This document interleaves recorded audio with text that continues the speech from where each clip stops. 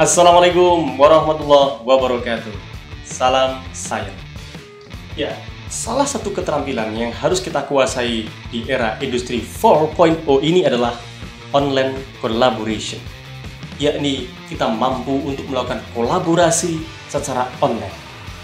Salah satunya, di saat kita kepingin menyusun sebuah dokumen secara berkolaborasi, maka kita bisa menggunakan Google Docs.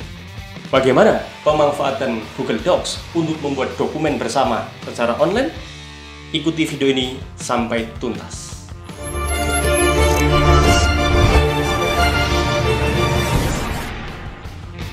Jangan lupa like, subscribe, dan tekan tombol lonceng serta share video ini. Oke, pertama kita masuk ke Google, lalu ketikkan kata kunci Google Docs seperti ini. Lalu kita akan memperoleh hasil paling atas, Google Doc seperti ini. Lalu kita biasanya diminta untuk masuk login menggunakan akun Gmail masing-masing. Saya di sini menggunakan akun UNISID. Saya masuk. Ya, maka kita akan dibawa ke halaman dashboard untuk pengelolaan Google Dokumen. Ya, kita di sini diberi beberapa alternatif. Ada kosong atau mungkin menggunakan versi bahasa Inggrisnya blank. Terus ada beberapa template yang bisa kita pakai ya. Jadi kalau Anda memanfaatkan template, Anda tinggal mengganti konten, tetapi polanya bisa tinggal mengikuti apa yang sudah ada di sana. Ini ada yang bentuk rencana pelajaran seperti RPP gitu, bisa dipakai ternyata ada. Kemudian ada yang bentuk IC, bentuk laporan, ada resume, macam-macam. Anda boleh memanfaatkan template yang sudah ada. Dan menariknya kalau Anda menggunakan template, itu kita bisa memasukkan teks atau input teks itu tidak harus dari keyboard, tapi dari voice. Coba kita buktikan ya. Kita pilih yang rencana pelajaran misalnya ini. Kita buka. Nah, di sini Anda bisa mengganti ya, bisa mengganti isinya sesuai dengan kebutuhan kita. Pada prinsipnya cara kerjanya mirip sekali dengan Microsoft Office Word ya. Kita bisa melakukan input teks seperti ini, menuliskan teks rencana pelajaran, nama pelajarannya apa. Anda bisa mengganti begitu kalau Anda menggunakan template ini, atau bahkan template ini Anda hapus seluruhnya, kemudian Anda tulis ulang dari awal juga boleh, karena memang kita mungkin tidak akan membuat rencana pembelajaran, mungkin akan membuat artikel gitu ya. Tidak apa-apa, misalnya kita mulai dari paling atas, judul artikelnya ditulis ya. Kita input teks, judul artikel. Kemudian pada bagian pojok kiri atas Anda bisa mengganti nama filenya, karena ini tidak lagi merupakan file rencana pelajaran, maka kita buat yang real. Misalnya ini adalah artikelku misalnya, ini untuk memberi nama artikelku. Lalu Anda tuliskan di sini judul artikel. Biasanya nanti akan ada pendahuluan.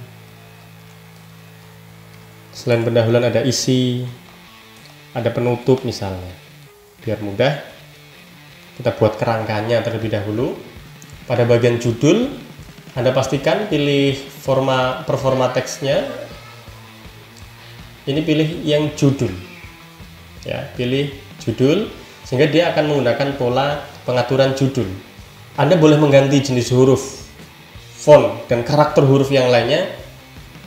Misalnya tidak lagi menggunakan yang bawaan, kita pilih yang Cambria gitu.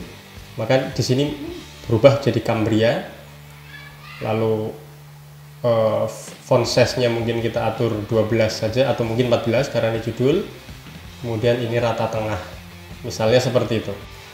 Nah, ini kita sudah melakukan pengaturan tentang setting judul, lalu kita akan menggunakan ini sebagai pengaturan yang selanjutnya. Maka klik perbarui judul untuk dicocokkan. Maka nanti kalau Anda akan menulis sebuah teks dengan pengaturan judul, atau biasanya yang versi bahasa Inggris title, maka semuanya akan menggunakan pola seperti ini, yaitu Cambria 14 ya, Cambria 14, selalu seperti itu. Kemudian untuk yang lainnya, untuk pada bagian pendahuluan, isi, dan penutup, kita atur format teksnya mungkin menggunakan istilah subjudul juga boleh ya, pakai istilah subjudul. Lalu kita lakukan pengaturan. Mungkin masih sama menggunakan jenis hurufnya Cambria, tetapi font size-nya 12. Kalau kita sudah melakukan pengaturan subjudul seperti ini, lalu kita pilih subjudul di sini atau subtitle mungkin ya. Lalu pilih ini, perbarui subjudul untuk dicocokkan.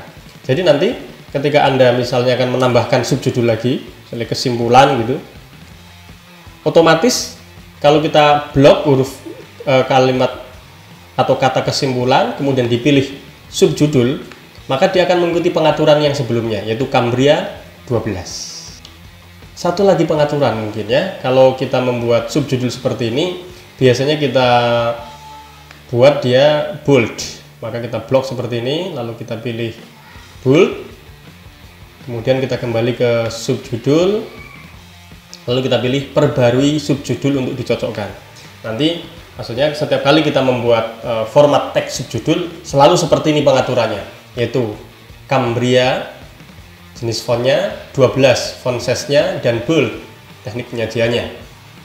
Oke, seperti itulah cara pengaturan judul subjudul ya. Apalagi yang bisa kita lakukan dengan menggunakan Google Dokumen ini ya, selain kita bisa melakukan input teks seperti ini namanya input teks.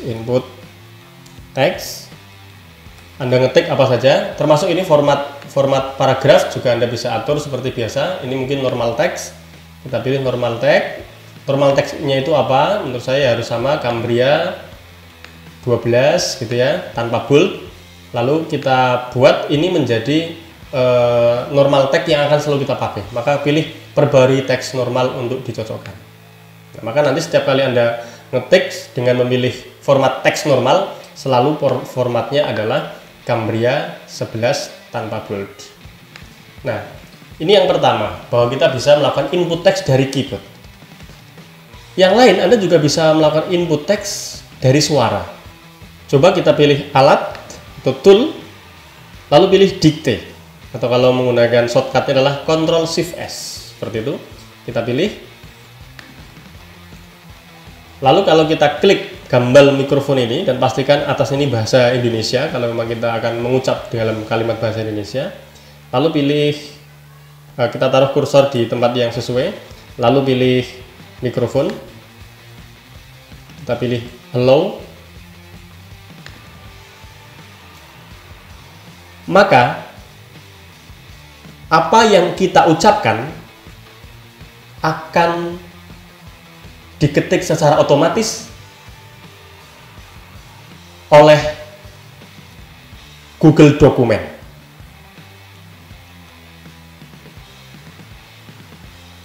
Ya itu tadi. Jadi kita ngomong, maka nanti otomatis Google Dokumen akan merekam kemudian mengkonversi ucapan kita menjadi teks. Kita coba sekali lagi ya. Coba kita pilih mikrofon seperti ini, kita klik. Lalu setelah merah begini, kita bisa ngomong. Silahkan ngomong apa saja, maka omongan kita akan menjadi kata pada Google Dokumen. Ya, meskipun tampak ada beberapa kesalahan ya, ini mestinya bukan makan tapi maka. Ya, salah dengar ya, Google Dokumennya salah dengar. Ini yang menarik ya. Jadi kita bisa input suara untuk menjadi teks. Apalagi yang bisa kita input di Google Dokumen ini? Saya contohkan, selain teks, seperti biasa Anda bisa mensisipkan gambar. Ya, upload dari komputer. Misalnya kita pilih upload dari komputer, lalu kita cari gambar. Misalnya saya suka gambar wallpaper seperti ini, kita masukkan. Ini hanya untuk contoh. Ya, maka gambar ini muncul di dalam teks atau dokumen kita. Bisa Anda ubah pengaturannya. Apalagi yang bisa kita masukkan di Google Dokumen, yang bisa kita insert? Kita sisipkan lagi misalnya tabel. Seperti ini Anda lihat, mirip sekali dengan cara kerja Microsoft Word. Anda akan menentukan berapa kolom, berapa baris. Kalau sudah ditentukan, kita klik, maka akan muncul tabel seperti ini, tinggal Anda isi teks di dalamnya. Ya, paling tidak itu yang bisa kita lakukan di Google Dokumen. Menariknya, dokumen ini bisa kita share ke orang lain, lalu teman kita itu bisa mengisinya. Jadi kita bisa melakukan kerja kolaboratif dengan orang lain secara online. Jadi saat kita share dokumen ini kepada orang lain, maka orang lain tersebut bisa menambahkan, mengurangi teks atau gambar atau isi dari dokumen ini. Bagaimana caranya? Kita pilih bagikan. Kemudian kita pilih yang paling bawah. Ini ada kata-kata dibatasi hanya orang yang ditambahkan. Maka kita klik ini. Lalu siapa saja yang bisa mengakses ini? Ya, kita buat bisa dibatasi, bisa orang yang berada di Universitas Yogyakarta, artinya yang menggunakan akun UNI SIID, atau siapa saja yang punya link. Misalnya kita pilih yang ketiga, siapa saja yang mendapatkan link ini itu boleh mengakses. Kita pilih seperti itu. Lalu cara mengaksesnya seperti apa? Ada beberapa pilihan. Ada yang sekedar untuk melihat saja, just view. Ada yang bisa add comment, menambahkan komentar. Ada yang sebagai editor. Kalau Anda kepengen agar orang lain itu bisa turut berkontribusi dalam tulisan dokumen kita, maka pilihlah editor. Seperti ini. Maka kalau ini sudah selesai, pilih salin link. Selesai. Lalu silahkan link ini Anda share ke teman Anda lewat WhatsApp misalnya. Nah, seperti itu kira-kira. Setelah kita kirim lewat WhatsApp, teman Anda buka linknya, maka mereka juga punya file yang sama seperti ini, dan mereka bisa menambahkan, mengurangi, sama seperti kita bisa menambahkan dan mengurangi. Itulah menariknya Google Dokumen. Hal yang menarik lainnya adalah bahwa ketika kita menggunakan Google Dokumen, kita tidak perlu melakukan proses penyimpanan. Karena proses penyimpanan itu dilakukan secara otomatis oleh Google Dokumen setiap kali kita melakukan perbaharuan. Sebagai contoh, Anda lihat di sini, terakhir diedit 3 menit yang lalu. Artinya 3 menit yang lalu itu proses penyimpanannya sudah dilakukan. Kalau saya menambahkan di sini kata nomor, kemudian nama, maka di sini berubah telah diedit beberapa detik yang lalu dan ini sudah tersimpan. Langsung disimpan ke drive. Ya, langsung disimpan ke drive. Artinya ke Google Dokumen kita. Nanti kalau kita buka Google Dokumen, sudah muncul nih artikelku. Ya, misalnya saya akan buka ini beranda dokumen. Maka bisa Anda lihat di antara file-file yang ada di sini ada yang berjudul artikelku. Dan artikelku ini sudah kita copy alamat link share-nya, dan ketika orang lain membuka link share, maka mereka akan memperoleh dokumen yang sama seperti kita dan mereka bisa memberikan tambahan, berkontribusi untuk kemajuan dokumen kita. Begitulah cara kerja Google Dokumen agar kita bisa bekerja secara kolaboratif di dunia maya yang ini sangat dibutuhkan di era industri 4.0. Demikian, semoga bermanfaat. Assalamualaikum warahmatullahi wabarakatuh.